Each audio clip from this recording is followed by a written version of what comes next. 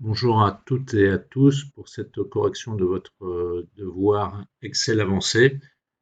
Donc une fois que vous aviez rentré votre nom et cliqué sur votre gros bouton bleu là, vous vous trouviez dans cette configuration, vous n'aviez plus qu'à cliquer sur ce bouton pour effacer le message, la boîte de message, et vous arrivez sur la page avec les consignes. Donc on va commencer par la partie tableau et formatage, la partie sauvegarde du fichier en local, je vous espère que vous savez faire, ça ne va pas vous apporter grand-chose. Donc tableau et formatage, on demandait de créer un tableau, de le renommer, de changer le formatage de colonne, d'afficher une mise en forme conditionnelle pour des salaires supérieurs à 70 000 euros, et enfin de rajouter une petite colonne sur laquelle on faisait déjà un calcul. Donc c'est parti, on va se rendre dans les données brutes. Donc pour créer notre tableau, on se met dans n'importe quelle cellule, pas besoin de sélectionner toutes les cellules, pas besoin de sélectionner, ne surtout pas sélectionner toutes les colonnes. Il y en a un qui m'a fait ça. Moralité, son tableau, il fait plus d'1 million de lignes et son fichier, il fait 22 mégas, il est un petit peu lourd, hein, un petit peu difficile à traiter. Vous mettez sur une cellule n'importe laquelle, automatiquement Excel va sélectionner tout ce qui est autour. Donc pour créer un tableau, plusieurs options. On peut utiliser insertion et ici le tableau, ça, on voit que ça sélectionne, on voit que ça crée, ça dit que le tableau a des en-têtes, ça le détecte automatiquement ici, pas forcément, donc il faut faire attention à bien le faire soi-même si ce n'est pas le cas. On peut aller dans l'accueil et on va avoir, en fait ça c'est sans doute la solution la plus rapide parce qu'elle permet de choisir directement sous quel format on va utiliser le tableau. Et la dernière méthode, c'est avec le raccourci. Je vais utiliser donc CTRL-L pour les PC et Command-T pour les Mac. Donc on voit la sélection automatique. Le tableau comporte bien des en-têtes. Je fais OK et j'ai un tableau avec le format par défaut que je vous demandais de changer pour montrer que vous saviez faire. Donc pour changer de format, on va prendre celui-là par hasard. Je vous demandais également de changer le nom du tableau. Donc quand vous êtes dans l'onglet qui s'est créé, dès que vous sélectionnez le tableau, vous avez ici le nom du tableau, donc tableau 1 puisque c'est le premier tableau qui a été créé. Et là, je vous demandais de le renommer, donc données brut RH de mémoire. Peu importe si vous avez mis un autre nom que ça, le tout c'était de montrer que vous saviez renommer un tableau et pas laisser juste tableau 1. Dans la foulée, on vous demandait de changer les formats. Donc là, on a les colonnes F et G. On peut sélectionner la colonne F en entier, mais c'est plus propre d'utiliser uniquement la partie du tableau, puisque maintenant qu'on est avec cet outil, on a la possibilité de sélectionner la colonne du tableau seulement en utilisant la souris dans la partie haute de l'entête. Donc ici, on voit que le format change et ça me permet de sélectionner uniquement la colonne sans l'entête et sans ce qui est au-dessus et en dessous.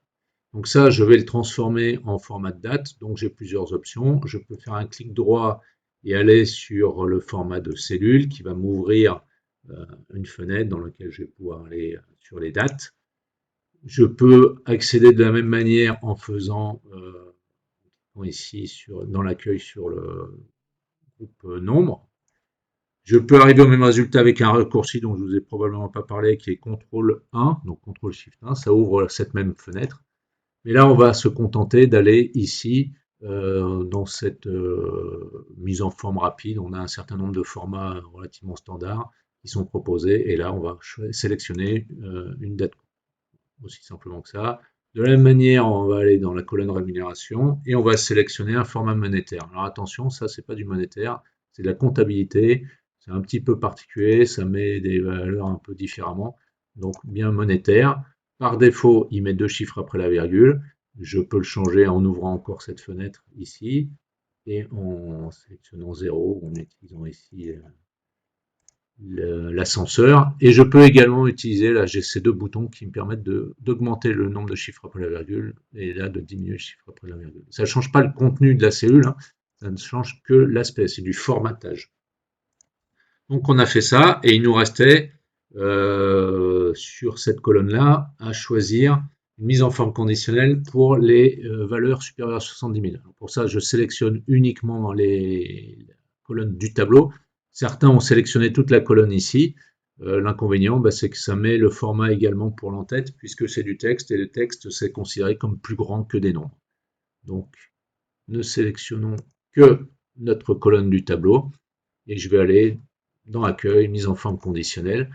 Une mise en forme conditionnelle basique, hein, il n'y a pas besoin de règles, c'est ce qu'il y a tout en haut. Choisir uniquement la format appliqué à la cellule elle-même. Et donc là, ici, bah, c'est quand c'est supérieur à une certaine valeur. Donc ça va être 70 000 puisque c'est ce que j'ai demandé, le bon nombre de zéros. Et le remplissage par défaut rouge clair, bah, je vous demandais de le changer pour montrer que vous savez le changer. Donc ici, on peut mettre un format personnalisé. Je vais me contenter de mettre du vert sur fond vert et je fais OK. Enfin, une nouvelle colonne pour connaître l'âge à l'embauche. Alors, pour créer une nouvelle colonne dans Excel, bah, il suffit de se mettre dans l'entête là, à droite, et de rajouter du texte, n'importe quoi. Donc là, je vais mettre âge embauche et je vais valider. Automatiquement, c'est intégré au tableau. Quand je suis là, je suis toujours dans mon tableau. Alors ça marche à droite, ça ne marche pas à gauche, attention, hein. Et je vais pouvoir élargir pour voir en entier l'âge. Donc là, il y en a beaucoup qui ont vraiment bloqué là-dessus. Ce que je vous demandais, c'était de faire quelque chose de simple, c'est-à-dire comparer l'année d'aujourd'hui avec la date d'embauche. Donc l'année d'aujourd'hui, bah, c'est 2024, et la date d'embauche, on peut la récupérer ici avec une fonction qui s'appelle année. Alors si vous ne connaissez pas trop les fonctions, là, vous avez dans l'onglet formule la possibilité d'accéder à un certain nombre de fonctions classées. Donc là, c'est fonction de date et d'heure, et on voit les fonctions qui existent. Si je mets ma souris une fraction de seconde au-dessus d'une fonction, ça me donne une explication. Je crois que ça n'existe pas pour les Mac. Il faut cliquer dessus pour avoir les explications. Donc là, ici, c'est la fonction année qui, à partir du numéro de série, c'est-à-dire la date, va me renvoyer un nombre entier entre 1900 et puis 1999. L'humanité existe encore et Excel surtout n'a pas disparu d'ici là, ce qui serait plus qu'étonnant. Donc, on va écrire égal année de cette date-là et ça va me donner l'année d'embauche.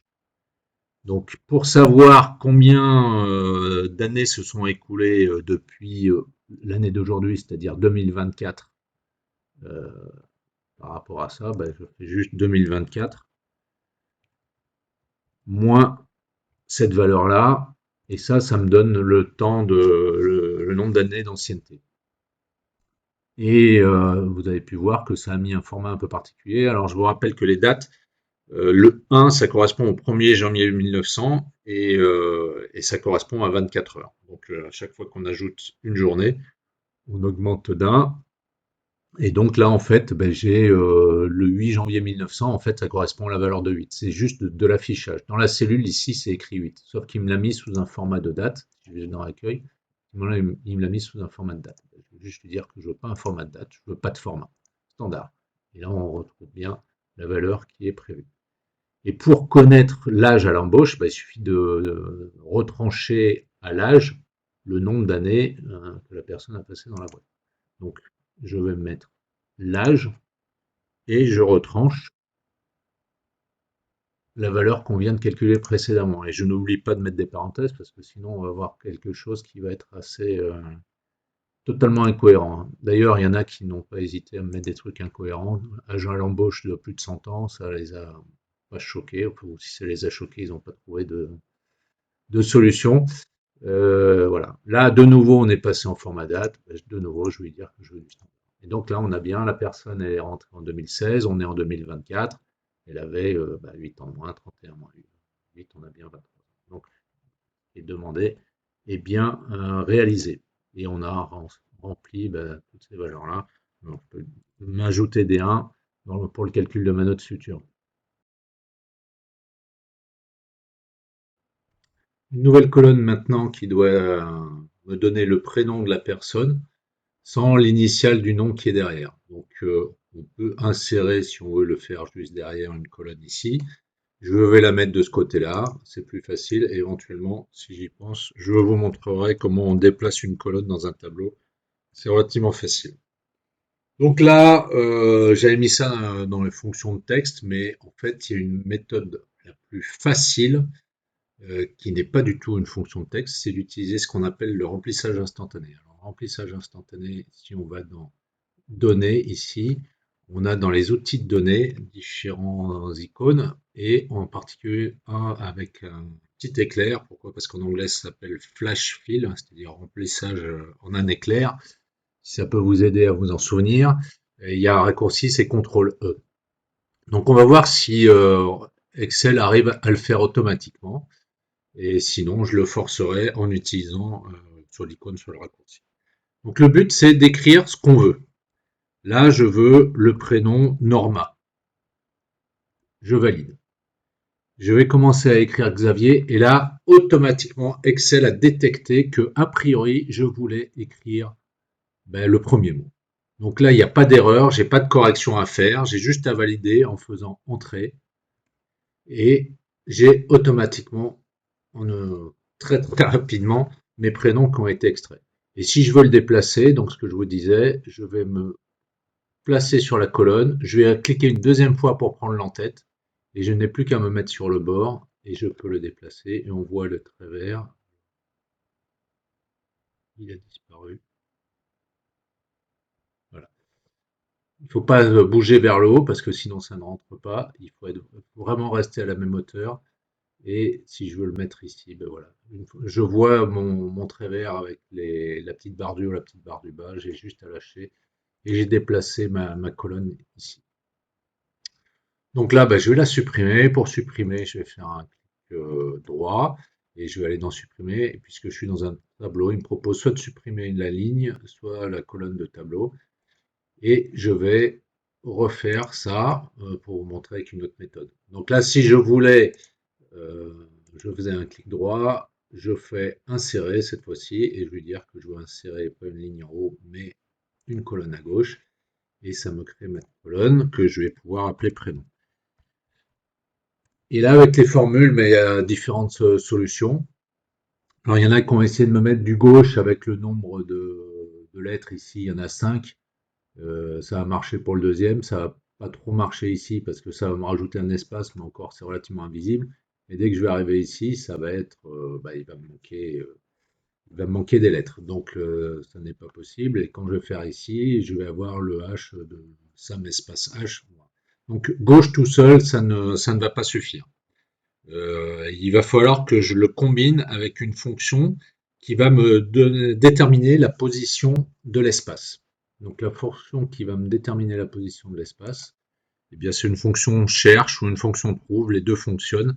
La différence entre les deux, c'est qu'il y en a un qui prend en compte les majuscules et les minuscules, pas l'autre. Là, comme c'est un espace, il n'y a pas de problème. Alors, quel est le texte cherché? J'ai dit que c'était l'espace, c'est du texte, donc je le mets entre guillemets point virgule, et je cherche ça dans le texte qui est ici. Pas de numéro de départ parce que je veux le premier, donc ça part de pas de valeur, donc du premier caractère. Et je fais entrer. Et là, ça va me donner la position de l'espace. Et donc, ce que je veux récupérer, ben, c'est en partant de la gauche, un nombre de caractères qui correspond à ça moins 1, puisque je ne veux pas récupérer l'espace. Donc, je n'ai plus qu'à faire égal gauche. Alors, je suis sur la mauvaise ligne, attention à ne pas cliquer ici, mais à bien cliquer sur cette cellule-là. Et je veux récupérer, donc, en termes de nombre de caractères, cette valeur-là, moins 1, puisque je ne veux pas récupérer l'espace. Donc, moins 1, et je ferme ma parenthèse, et je valide. Et voilà, j'ai récupéré euh, tous mes prénoms sans nom avec une fonction de texte, une formule de texte. Il y avait d'autres solutions. On pouvait remarquer que le nom, en fait, il faisait toujours la même longueur. Donc, on a toujours deux caractères. Donc, l'idée, en fait, c'est de prendre tout moins les trois derniers caractères. Et pour ça, eh bien, il va falloir calculer le nombre de caractères de cette cellule. Donc, je vais faire égal, donc c'est une fonction nombre de caractères, NB pour nombre caractères, nombre de caractères qui va me déterminer combien il y a de caractères dans cette cellule. Là, j'en ai 8. Eh bien, je vais utiliser une fonction gauche qui va me prendre pour cette cellule-là un nombre de caractères qui correspond au total moins 3, puisque je veux supprimer les 3 derniers caractères. Et is, oui, c'est un 3 que je dois mettre et pas un guillemet, évidemment. Donc, entrée, et j'ai encore une fois mes prénoms qui ont été récupérés. Donc, la solution simple, le CTRL E, le remplissage instantané, qu'il va falloir peut-être corriger. Là, les données étaient relativement propres, donc il n'y a pas de problème. Et sinon, on peut, avec des formules, arriver à ce résultat. Et je crois qu'il y a même quelqu'un qui m'a montré, qui m'a utilisé une autre méthode. Alors, je vais vous la montrer d'ailleurs. Je vais supprimer les contenus qui sont ici. Donc, elle a rajouté une colonne pour les prénoms. Et en fait, à partir du matricule, elle a utilisé l'outil convertir. Donc, eh bien, je vais sélectionner ici toute ma colonne. Je vais dans Données, l'onglet Données, et ici Convertir. Et je vais lui dire que je veux donc du délimité et que la séparation se fasse sur un espace. On va enlever tabulation, même si ça ne va pas changer grand-chose. On voit ici l'aperçu du résultat. Bah, j'ai tous mes prénoms et puis les noms, ils sont dans une autre colonne puisque c'est tout ce qui est dans un espace bascule dans la colonne suivante. Je vais faire suivant. Je le laisse sur place. Ou non, je ne vais pas le mettre sur place d'ailleurs, je vais le mettre sur un autre endroit. Pourquoi? Parce que si je le laisse sur place, je vais perdre mon matricule. Donc je vais dire qu'en fait, au lieu de le mettre en B3, je veux que ça se mette ici en J3 et je vais pouvoir faire terminer. Et là, je n'ai plus qu'à supprimer cette colonne qui ne me sert à rien. Donc, soit je la supprime dans le tableau, soit je la supprime en tant que colonne tout court. Alors clic droit, supprimer. Sinon, un petit raccourci, CTRL moins. Euh, ça peut toujours vous aider. CTRL plus pour insérer, CTRL moins pour supprimer. Et là, je n'ai plus qu'à mettre prénom. Et donc, alors par contre, comme j'ai déjà la colonne ici, prénom, ben, il n'a pas aimé que je mette 2 fois la même chose. C'est pour ça qu'il m'a rajouté un prénom 2. Donc je peux supprimer ici, CTRL moins, clic droit, je vais faire clic droit cette fois-ci, supprimer, et ici, je vais enlever le 2, parce qu'il n'y a plus de raison d'avoir un 2. Bien ici, je dois rajouter une colonne qui va me donner l'ancienneté du salarié dans l'entreprise, et ça de façon dynamique surtout. Autant tout à l'heure, quand on voulait la date d'entrée, l'âge à l'embauche, pardon, on n'avait pas besoin d'avoir quelque chose de dynamique. C'est pour ça que j'ai écrit 2024 et non pas année de aujourd'hui. Alors il y en a beaucoup qui m'ont mis année de maintenant d'ailleurs. Je pense que c'est quelque chose qu'ils ont trouvé sur Internet. Euh, Maintenant, c'est pas quelque chose qu'on utilise beaucoup quand on veut chercher l'année, le mois ou le jour, puisque forcément, entre aujourd'hui qui ne donne que la date et maintenant qui donne la date plus les heures et les minutes, en fait, les heures et les minutes n'apportent absolument rien quand on cherche l'année. Donc là, on va vouloir quelque chose de dynamique. Donc, on va pouvoir utiliser une fonction. Alors, la plupart l'ont trouvé, hein, c'est datediff sur Internet où on l'avait vu en cours, je ne me souviens plus pour être honnête. Mais autant l'âge à l'embauche a posé problème à beaucoup de monde, autant l'ancienneté s'est fait beaucoup plus facilement. Donc là, en fait, pour avoir l'ancienneté, eh bien, on va utiliser cette fonction datediff à partir de la date d'embauche et jusqu'à aujourd'hui. Et on va lui dire qu'on veut ça en année avec un petit code. Donc la fonction de datediff, attention, c'est une fonction qui n'est pas apparente. Donc je commence à la taper là. On voit que j'ai pas d'aide, je n'ai pas la liste des fonctions qui commencent par ce que j'ai tapé qui apparaît, etc. Tant que je n'ai pas mis la parenthèse, je n'ai aucune information comme quoi j'ai écrit ma fonction correctement. Dès que je mets la parenthèse, j'ai cette petite intitulée qui me permet de savoir que j'ai écrit mon datediff correctement, mais ça ne m'explique pas comment ce que je dois faire derrière. Donc, datediff, le premier argument, c'est la date de départ, donc là, c'est la date d'embauche. La date d'arrivée ou la date de fin, c'est-à-dire aujourd'hui. Donc là, je vais taper aujourd'hui, et là, je bénéficie de l'aide. Je vais utiliser la tabulation pour valider la fonction qui m'est proposée. Attention, aujourd'hui n'a pas d'argument, donc je dois bien fermer la parenthèse. Je mets un point virgule. Et là, puisque je vais vouloir des années, je vais mettre un code qui est Y. Y pour year, c'est une fonction qui n'existe pas officiellement, entre guillemets, qui n'a pas été traduite. Donc Y. Si je voulais des mois, je mettrais un M. Pour des jours, ça serait un D.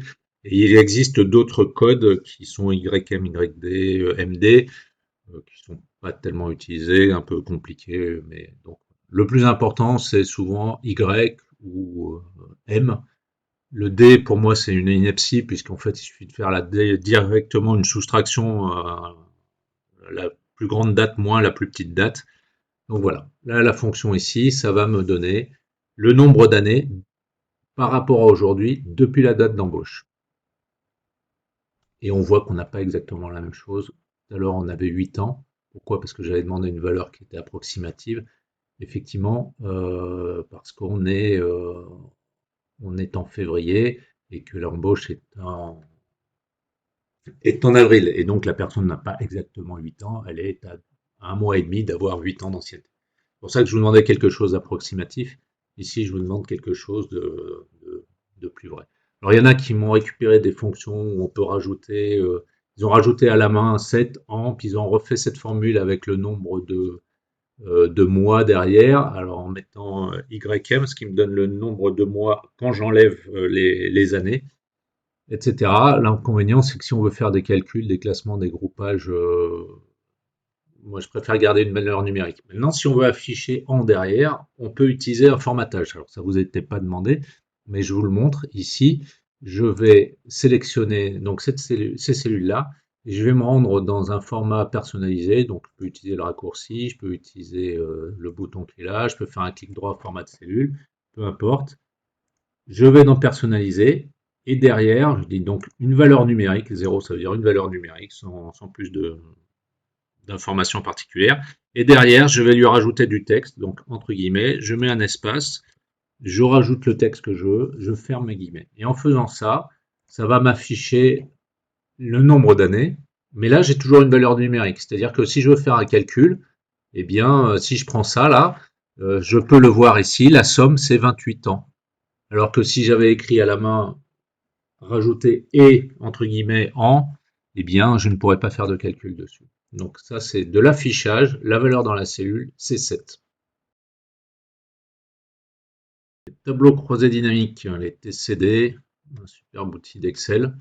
On va se placer sur une cellule quelconque de notre jeu de données, donc ici, et on va aller dans Insertion, tableau croisé dynamique. On voit que ça sélectionne toute la zone concernée avec le petit tiret vert autour, et on a renommé notre tableau, donc il n'y a pas de problème. Par défaut, ça propose de le faire dans une nouvelle feuille de calcul. Ici, je vais le mettre dans une existante pour garder mes données juste à côté. Et je vais me mettre dans cette cellule, par exemple, ici, L5, pour débuter mon tableau. Je clique OK. Donc, on voit que ma cellule L5 ici est le début de mon tableau. Et on a l'apparition ici de la liste des champs. Donc, ce que je veux pour le premier tableau, c'est le nombre de personnes par service. Donc, je vais cliquer sur service.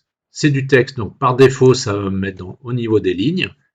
Et après, il va falloir que dans valeur, je mette soit une valeur de texte, soit une valeur numérique, mais comme avec une valeur numérique, il va me faire la somme et qu'il va falloir transformer cette somme en nombre, eh bien le plus facile, c'est de mettre une valeur numérique, une valeur qui n'est pas numérique, pardon, et donc je vais prendre service dans les valeurs, puisque c'est du texte, il ne peut que les compter et pas les additionner. Nombre de services, donc nombre de personnes, nombre de lignes où c'est écrit service, avec le service qui correspond à ça, et ben, tout va bien. Alors là, ça me les met par ordre alphabétique. Autre, ça me plaît pas que ça soit au début parce qu'on va dire que c'est quelque chose qui est pas important. Et donc, je vais le mettre à la fin. Donc, j'ai cliqué sur le bord de la cellule et je le drag and drop. Je clique sur ma cellule. Quand j'ai la flèche qui prend cette forme-là, quand je clique sur le bord, ben, je peux le déplacer. Donc là, je suis dans un tableau pour le déplacer sur les côtés, ça va pas très bien.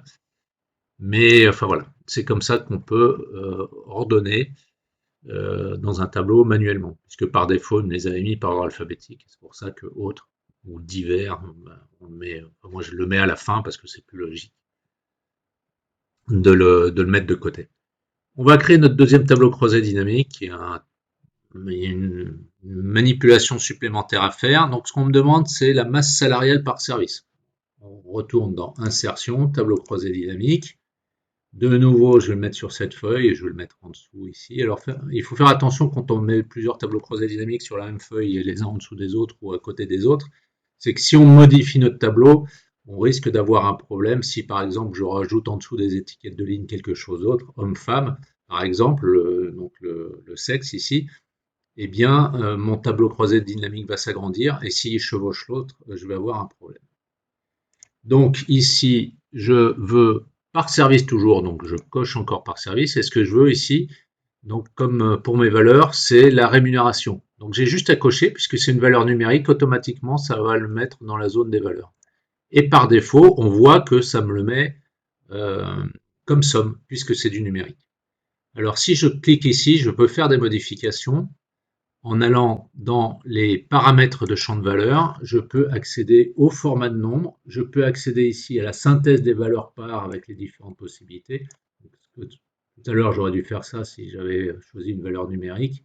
Donc, transformer le somme en nombre. Et j'ai accès aussi à afficher les valeurs. Alors, par défaut, aucun calcul. Et là, j'ai un certain nombre de possibilités. Et puis, si je descends, je vois que j'en ai beaucoup d'autres. On a accès à la même chose, mais de façon beaucoup plus facile, à mon sens. Donc, je recommande plutôt d'utiliser ça. C'est de faire un clic droit sur une de ces valeurs, n'importe laquelle. Et donc, j'ai accès au format de nombre. J'ai accès à synthétiser les valeurs par, somme, nombre, etc. Et afficher les valeurs. Et là, je les vois tous disponibles directement. Donc, ce qui m'intéresse ici, c'est d'afficher les valeurs en pourcentage du total général. Certains ont mis pourcentage du total de la colonne. Comme il n'y a qu'une seule colonne, ben, ça ne change rien. Si on avait mis dans les colonnes le genre, là, ça n'aurait pas fonctionné. Pourcentage du total général. Dans la partie suivante, on va créer des graphiques, donc à partir de notre tableau croisé dynamique. Placer sur celui-là, le premier, un petit peu de place à droite, et je vais dire que je veux insérer un graphique. Dans les graphiques recommandés, on peut sélectionner si on sait déjà ce qu'on veut. Donc là, je vais utiliser un histogramme basique que je vais décaler ici. Et donc, je vous demandais de nettoyer un petit peu. Donc, le nombre de services, les services, ces boutons gris, là, ce sont les boutons de champ. Donc, un clic droit dessus, masquer tous les boutons de champ sur le graphique permet de s'en débarrasser. Et c'est ce que je vous demandais de faire. Alors, j'ai découvert que ben, sur les Mac, il n'était pas présent. Et donc, dans le doute, en fait, même si ce n'était pas fait, je ne l'ai pas pris en compte pour la notation. Donc, je vous demandais aussi d'avoir un titre. Alors, le titre, eh ben, par défaut, il m'a mis total, mais c'est pas un titre cohérent. Donc, là, le but, c'est nombre de personnes dans chaque service. Donc, nombre de personnes par service. Et le total ici, c'est quelque chose qui ne sert strictement à rien. Donc je vais m'en débarrasser. Pour ça, je clique dessus et j'utilise supprimer ou backspace sur les Mac. Et puis, plutôt que d'avoir un axe sur le côté avec des traits horizontaux, en fait, je vais lui demander de m'afficher les étiquettes directement sur les valeurs. Donc je vais aller dans étiquettes de données. Par défaut, il me les met en haut, c'est ce que je veux. Donc ça correspond ici à bord extérieur. Et donc, ça va me permettre de me débarrasser de l'échelle, d'avoir quelque chose d'un tout peu plus grand. Je me débarrasse de ça aussi. Et si je veux avoir quelque chose d'un peu plus lisible, ben, je peux augmenter la taille, je peux passer en gras. Comme c'est écrit en bleu, je peux le mettre en bleu éventuellement. Ça, je peux le mettre en gras. Enfin, je peux faire un peu tout ce que je veux comme modification. Le titre, on va l'écrire en plus gros. Donc, je vais augmenter la taille et je vais le mettre en gras souligné. Voilà, là j'ai un graphique un peu plus propre, un peu plus préparé que juste quelque chose de basique. Sachant que je pourrais utiliser ici dans les créations ce qui m'est proposé pour avoir des trucs un petit peu plus exotiques. Hein, bon, on va rester simple. Et on va passer au graphique suivant. Je vais essayer de faire quelque chose de différent. Alors celui-là, comme on a des pourcentages, c'est quelque chose qui est assez adapté avec les pourcentages, ce sont les anneaux ou les camemberts. Le problème, c'est qu'il y a quand même beaucoup de valeurs. Au-delà de 5 valeurs, je dirais que ça devient un petit peu difficile à lire. Enfin là, le but, c'était pas de choisir le meilleur graphique au monde, c'était d'en mettre un. Donc je vais essayer avec les secteurs ici, en mettant sous forme d'anneaux. Ouais, il y a quand même beaucoup de valeurs. Sinon, on peut faire un histogramme, histoire de changer, pardon, des barres, histoire de changer, d'avoir à l'horizontale. Donc, je vais prendre celui-là, je vais valider. Et même combat, je vais le modifier en supprimant, enfin, en masquant les boutons de champ, en modifiant le total, le graphique, pas le total, le titre du graphique pour mettre quelque chose de plus euh, cohérent et parlant. Donc ici, ça va être répartition de la masse salariale par service.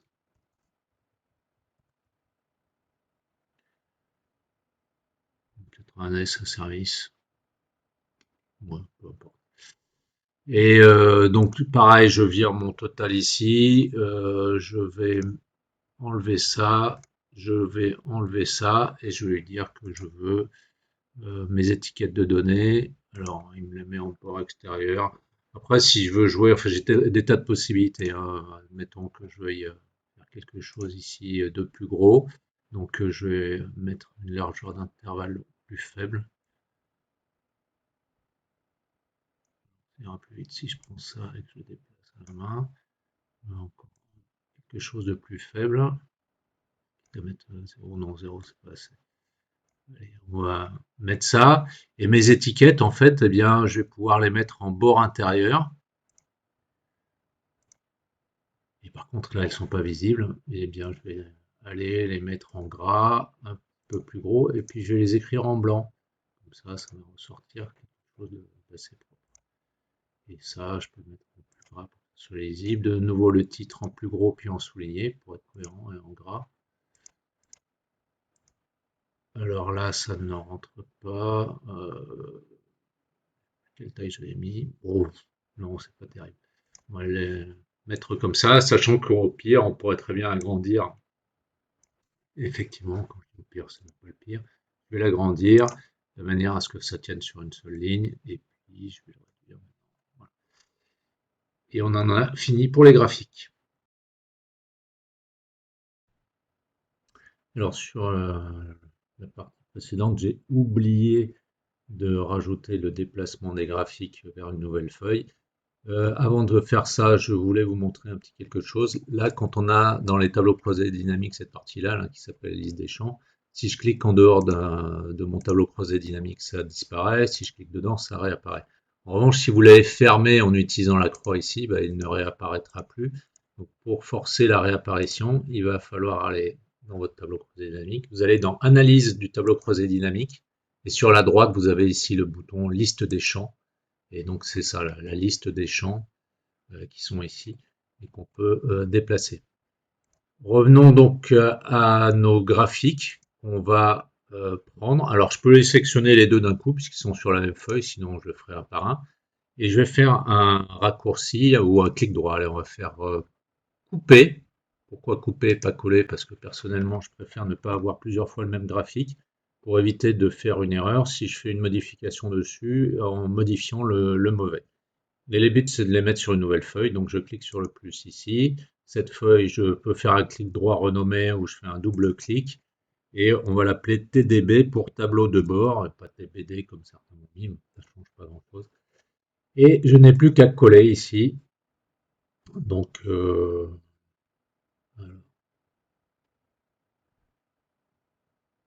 ne sais pas laquelle prendre. Je vais faire CTRL V, comme ça, ça me fait le collage que je veux. Et donc, je vais avoir mes deux graphiques. Alors, je clique en dehors pour pouvoir les sélectionner indépendamment. Je vais mettre celui-là ici. Je peux cliquer, appuyer sur le bouton Alt pour qu'il se déplace de bord de cellule en bord de cellule, comme ça je suis sûr d'avoir quelque chose de bien aligné. Pareil, je vais prendre celui-là et je vais le mettre, alors si je veux qu'il soit tout, je peux faire égal. Ils font tous les deux la même hauteur, ok. Peu importe. Donc j'ai mes deux graphiques. Alors pour des raisons esthétiques, je vais aller dans affichage et supprimer le quadrillage. Je trouve que c'est pas très esthétique. Et puis on pourrait éventuellement supprimer un certain nombre de choses sur nos graphiques, mais bon, ça ne nous était pas demandé. Là, ce qu'on vous demandait, c'était de rajouter un segment. Donc pour ça, je vais cliquer sur un des graphiques, n'importe lequel, et je vais aller dans l'analyse des graphiques et insérer un segment. Donc je demandais un segment qui était sur le sexe de mémoire, voilà. J'ai juste à cocher, je peux en cocher plusieurs en une seule fois, et ce segment va se créer ici. Je peux modifier son style, là il est bleu, donc ça tombe bien, je peux mettre un bleu un peu plus foncé qui sera plus en adéquation avec ce que j'ai comme couleur de mes graphiques. Et puis je peux le mettre ici, je vais le mettre le centrer en dessous. Je vais changer le nombre de colonnes. Ici, il n'y en a que deux, ça ne change pas grand-chose, mais ça me permet de tout afficher sur une seule ligne et d'avoir quelque chose de plus propre. Voilà. Et maintenant, si j'utilise mon segment, on voit qu'il ne fait bouger qu'un seul des deux graphiques, puisque c'est le graphique à partir duquel je l'ai créé. Donc je vais, après avoir cliqué sur mon segment, faire un clic droit et aller dans connexion de rapport. Alors, connexion de rapport, ça dépend, suivant les versions d'Excel, Mac, etc. Il y a toujours le mot connexion, c'est ça qu'il faut retenir. Je clique dessus, ça m'ouvre une petite fenêtre. Donc là, je ne les ai pas renommés, mes tableaux croisés dynamiques, et la feuille, c'est la même pour tout le monde. Donc là, il y en a que deux, c'est facile, je n'ai pas, j'ai pas le choix, c'est forcément le deuxième. En revanche, si on a beaucoup de tableaux croisés dynamiques, c'est quand même intéressant de les renommer parce que parfois le segment, on n'a pas envie de le connecter à tous. Parfois, en particulier, si j'avais un indicateur qui me donnait une répartition par sexe, si je connecte le segment de sexe dessus, bah, en fait, je fais disparaître toutes les informations, hein. Il ne me reste plus que les femmes ou que les hommes, alors que j'avais les deux qui étaient montrés. Donc ça ne m'apporte rien et ça m'enlève des informations. Donc ce n'est pas forcément utile de le connecter, voire judicieux. Là, il n'y a pas de problème, j'en ai que deux. Et on voit, ça a mis à jour automatiquement. Quand je change, mes deux graphiques évoluent.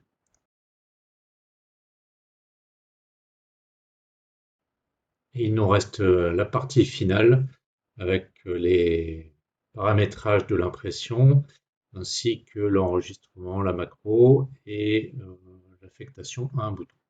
Donc pour ce qui est des réglages de l'impression, on va déjà commencer par définir la zone qu'on veut imprimer. Donc le petit, je vais peut-être même raccourcir un peu la colonne haut pour que ça s'arrête là. Et je vais aller dans la partie mise en page, cliquer sur définir la zone d'impression. Il n'y a pas d'obligation, mais en faisant ça, je suis certain qu'il n'y aura pas de problème par la suite et que ça imprimera toujours cette partie exactement.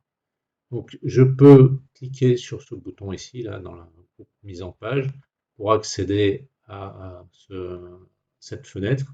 Je peux également aller dans Fichier, Imprimer. Et là, j'ai un certain nombre de réglages qui sont disponibles. Et puis, je peux accéder à la même fenêtre en cliquant sur cette partie mise en page. Je vais commencer par régler. Donc, en fait, je n'ai pas besoin de définir ça puisque j'ai défini ma zone d'impression. Sinon, il faudrait que j'aille sur imprimer la sélection.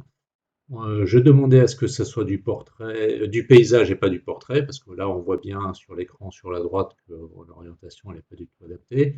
Donc, je vais le passer en paysage. Et on voit que ça ne suffit pas, ça dépasse. Donc, je vais dire que je veux une mise à l'échelle, je veux que tout tienne en hauteur et en largeur sur une seule feuille. Donc, je peux éventuellement modifier les marges pour agrandir légèrement, quoique non, là, il est déjà au 0,8.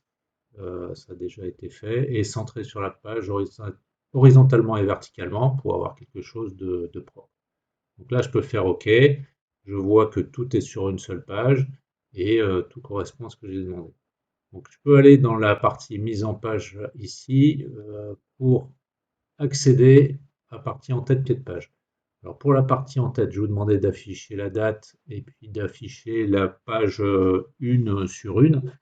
Donc pour la partie date, je ne sais pas si on peut, enfin, il existe déjà une date, mais on va le faire en fait ce qu'on veut directement. Donc je vais aller dans personnaliser et je vais dire bah, par exemple dans la partie gauche, mais je peux choisir au centre à droite. Et la date, c'est ici sur cette icône qui est ici. Donc voilà, juste en faisant ça, j'ai la date qui s'affiche en haut, la date du jour. Vous pouvez voir qu'on est le 19 février. Et pour le pied de page, je peux utiliser soit la page 1, 2 ici, donc ça met page 1, 2, 1. Je pourrais l'utiliser en pied de page personnalisé. Et donc là, je peux le modifier ou je peux le mettre sur la partie de droite. Alors on va l'avoir deux fois, mais c'est juste pour montrer que c'est possible. Et bien par exemple, je vais écrire, ouais, moi, je ne vais même pas écrire, je vais ici uniquement insérer le numéro de la page, donc c'est-à-dire 1. Je peux mettre un slash pour dire sur, et puis le nombre de pages totales. Un peu moins joli. Voilà, dans un cas, on a page de 1, 2, 1, et puis là, j'ai 1 sur 1. Bon, on fait un peu ce qu'on veut, c'est juste pour montrer qu'on sait le faire. OK. Donc là, j'ai ma préparation qui est faite, et je vais revenir sur ma feuille de manière à enregistrer la partie impression. Donc, pour enregistrer une macro, soit j'ai l'onglet développeur, je clique dessus et j'ai le bouton enregistrer une macro. Si vous ne l'avez pas et que vous voulez l'avoir, sachant que ce n'est pas indispensable, mais il suffit que vous mettiez sur n'importe quel bouton, vous faites un clic droit, personnalisez le ruban, et en fait, dans les personnalisations, il suffit que vous cochiez cette case qui, par défaut, sur Excel est décochée. Comme je vous le disais, vous n'en avez pas besoin. Toujours dans l'affichage, vous avez sur la droite ici la partie afficher les macros et donc enregistrer une macro. Si je lance l'enregistrement ici, ben après ça va devenir arrêter la macro.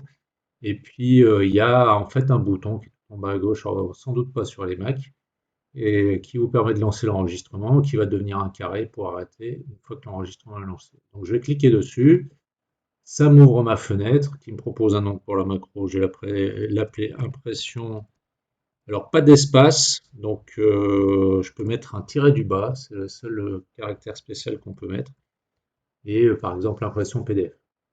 Raccourci, je ne vais pas en mettre.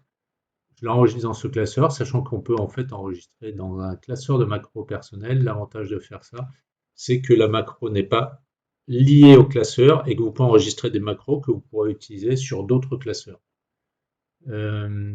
Enfin, une description, voilà, le titre impression PDF est suffisant, donc ça n'est pas la peine d'aller plus loin. OK. Et là maintenant, tout ce que je vais faire va être transformé en ligne de code dans mon l'éditeur VBA, Visual Basic for Application. C'est ce qui est la partie enregistrement des macros dans Excel, dans tous les fichiers de Office. Ça marche aussi sur Word, PowerPoint, etc. Mais en général, ça n'est utilisé que sur Excel. Bien, donc ma macro ici, toute la partie préparation a été faite, donc je n'ai pas besoin de la refaire. J'ai juste à aller sur Fichier, Imprimer, et je vais dire que je veux lancer l'impression. Donc il va falloir que je donne un nom. Je vais enregistrer ça dans le document et je vais l'appeler impression PDF. Voilà. Je fais enregistrer et là, soit je vais dans macro de manière pour arrêter l'enregistrement, ou comme je vous disais, j'ai le bouton qui est ici. Là. Donc j'ai juste à cliquer dessus. Alors j'ai sélectionné une cellule au milieu, mais ça s'est écrit dans le code. Donc, pas bien grave, théoriquement, il faudrait que j'aille dans le code pour la supprimer.